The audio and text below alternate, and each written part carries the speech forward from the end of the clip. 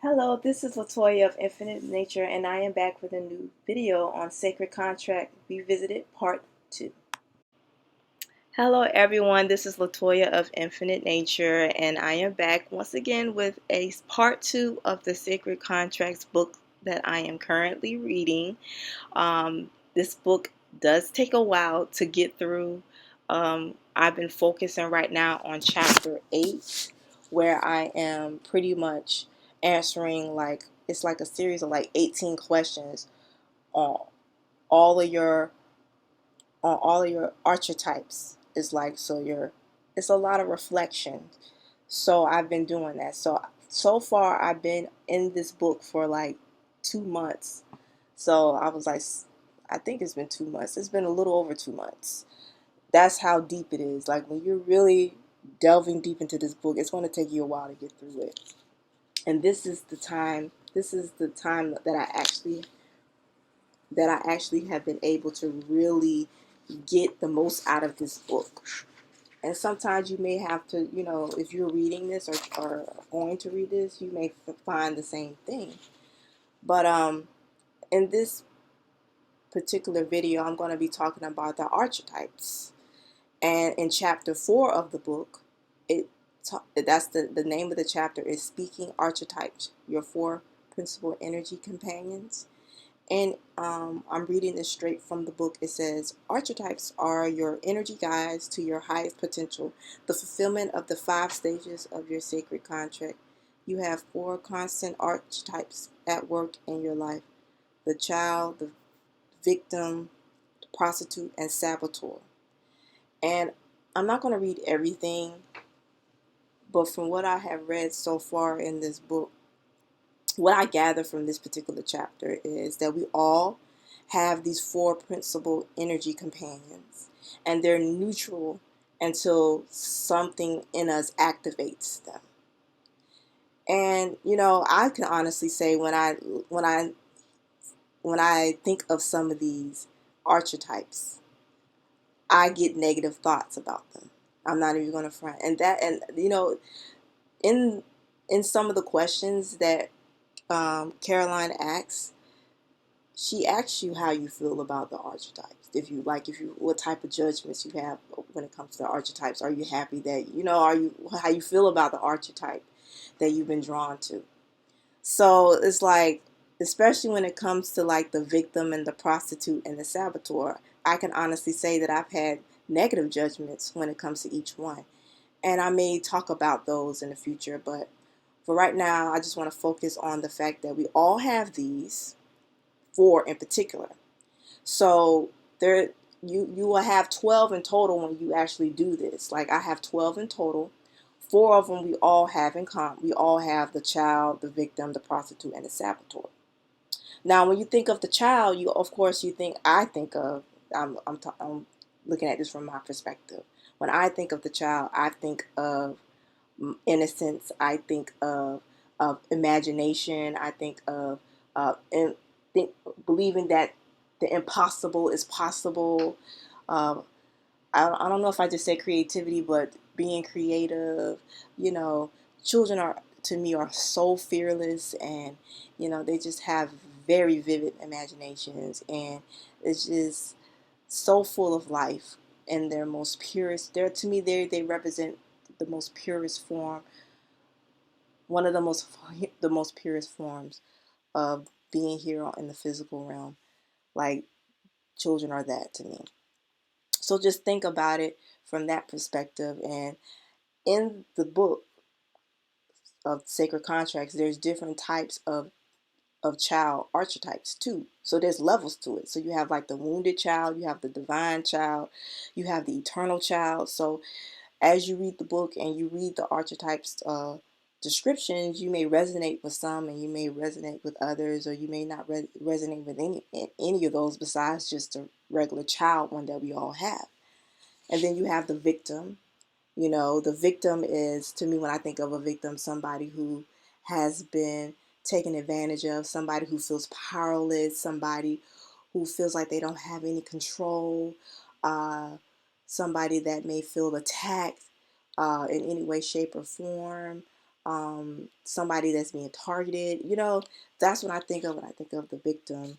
Um, when I think of the prostitute, in my mind, I think of someone that is selling their soul, selling themselves for security or um, for popularity or for whatever it is. They're selling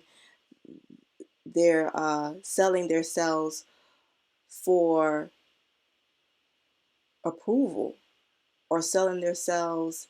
They're not being their true divine selves. They're not having faith that the universe, if you believe in spirituality, that the universe will provide them with everything that they need. So they feel like they have to sell themselves in some way, shape, or form in order to survive or in order to have the life that they desire.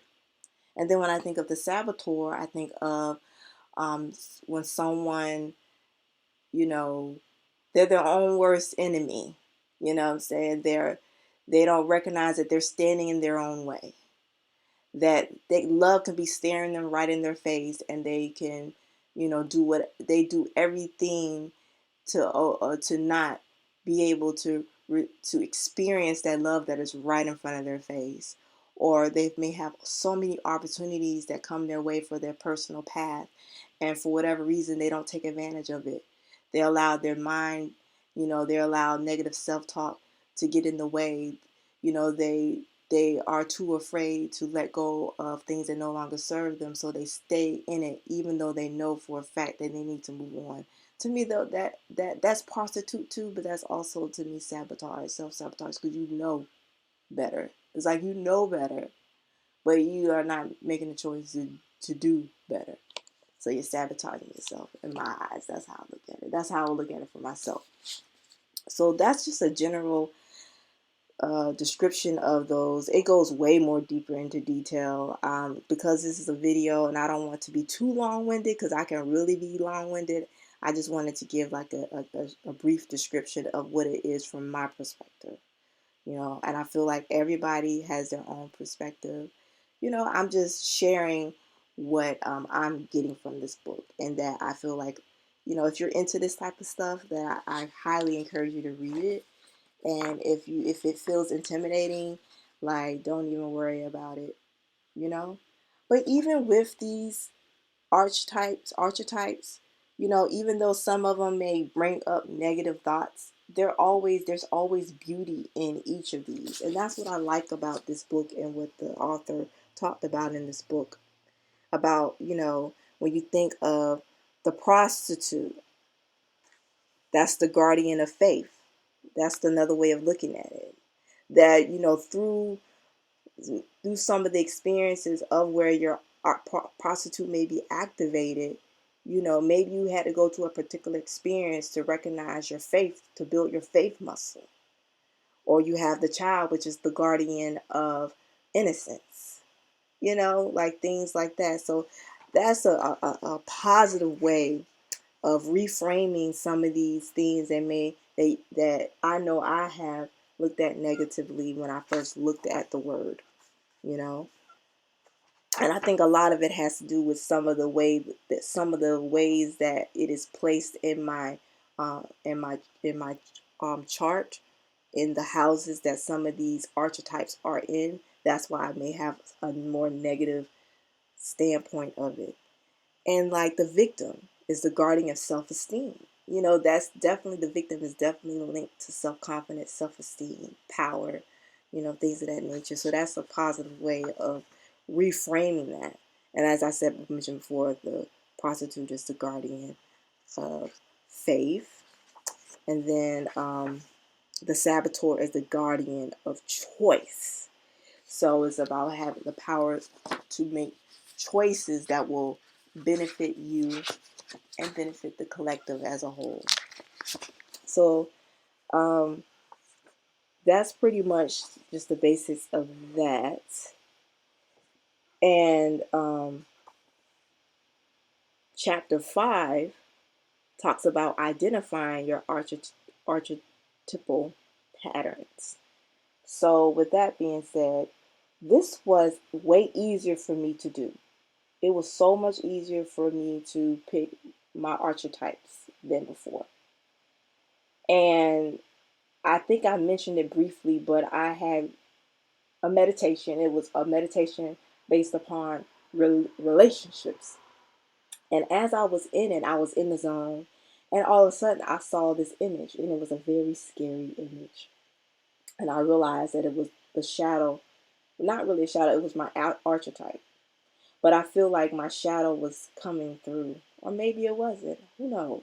All I know is that I had just started reading Sacred Contracts again, and I just saw one of my archetypes in my meditation. So when I saw that, I was just like, wow. And I started to I started to document what I was feeling and what I was experiencing. And as I was reading more on it, I was just like, oh my goodness, this is amazing.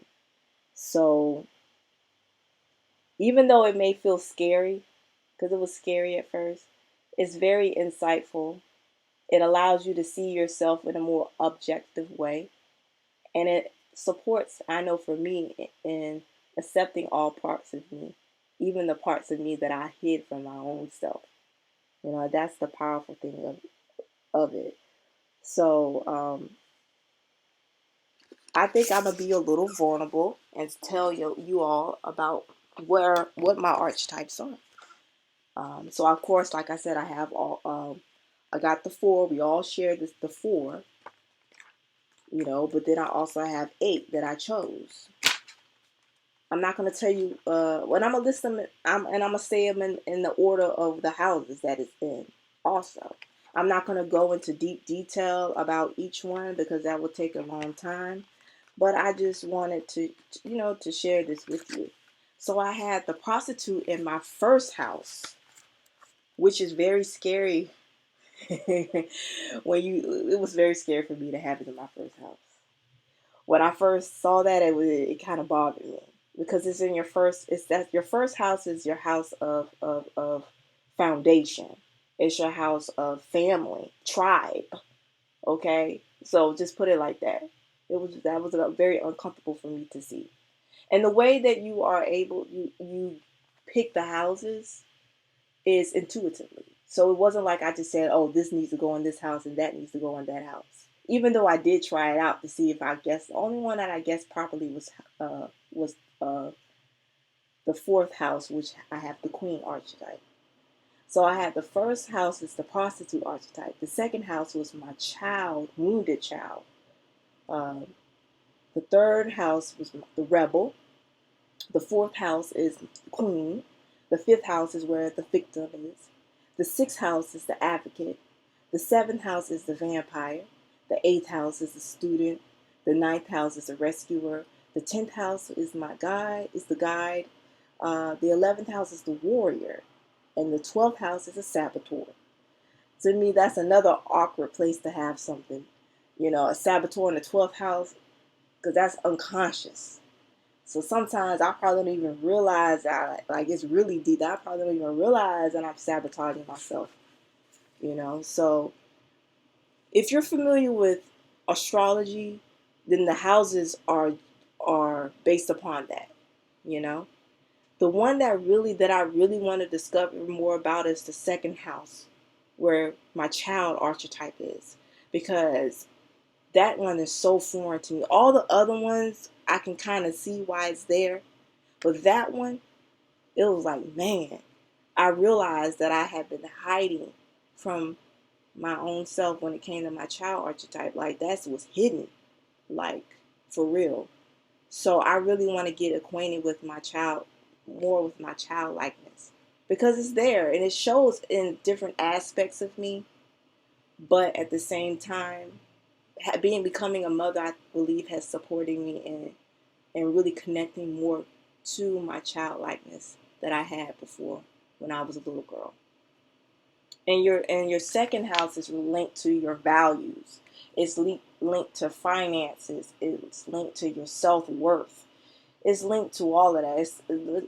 It's linked to being able to materialize things. So that was a very interesting for me, you know. But one thing that I am learning is that some of those things that you may see as weaknesses really are your strengths. The Creator wants you to utilize them as your strengths.